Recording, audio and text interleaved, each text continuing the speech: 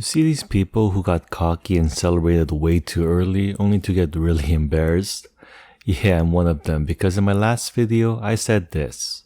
It took me 42 months, but my portfolio finally crossed $50,000 last month. More specifically, my stock portfolio finished March with a balance of $53,063.18, officially making me a 120th millionaire or halfway there to having a six-figure stock portfolio. So good news, I did finish March with $53,000, but bad news is now down to $47,001.49.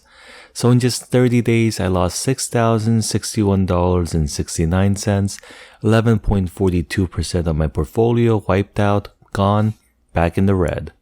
And even with the $1,122.39 I deposited throughout April, that didn't help thanks to the whole market crashing. The S&P 500 finished down 9.11%, and the Nasdaq is in the red by 13.51%.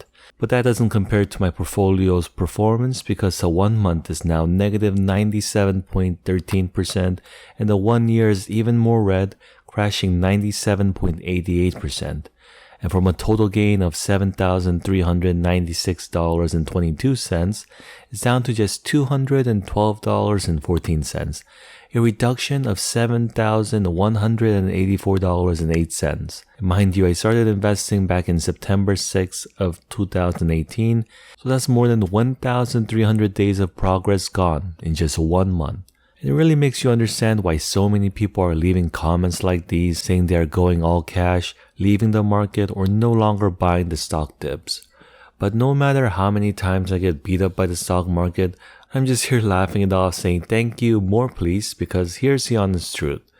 If you're investing for the long term like I am, you can afford your portfolio going down because you can just simply buy up the dip.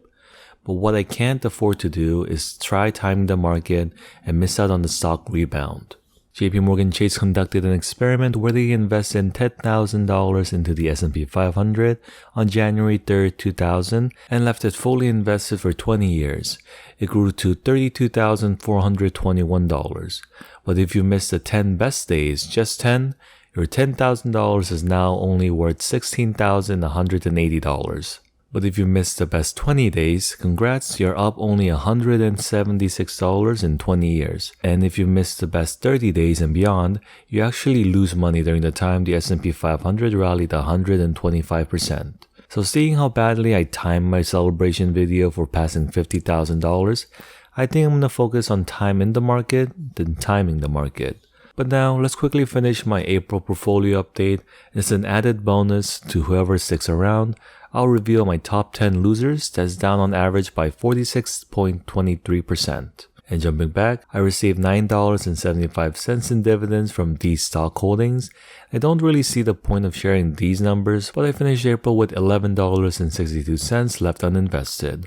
My return on investment is now down to a pitiful 0.45%. So if you think about it, I was better off just putting everything into a high-yield CD with Markets by Goldman Sachs because at least they guarantee a 2.55% return. Ah well, shoulda, woulda, coulda, but if I'm able to dream and my portfolio gets back to the average 10% market return, I'll have $819,945.14 by the time I turn 60 years old. I guess the only silver lining in the whole April update is despite everything else going down, my subscriber count did finish up with 1,138, up 23 subscribers since March. And I'm getting super close to my very first paycheck from YouTube, earning an estimated $35.97 in April.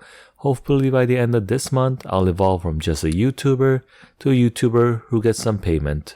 Now that we're all done with this, and as promised, let's jump to my M1 Finance. This is my largest and oldest account, and here are my top 10 most destroyed, devastated, reddest positions.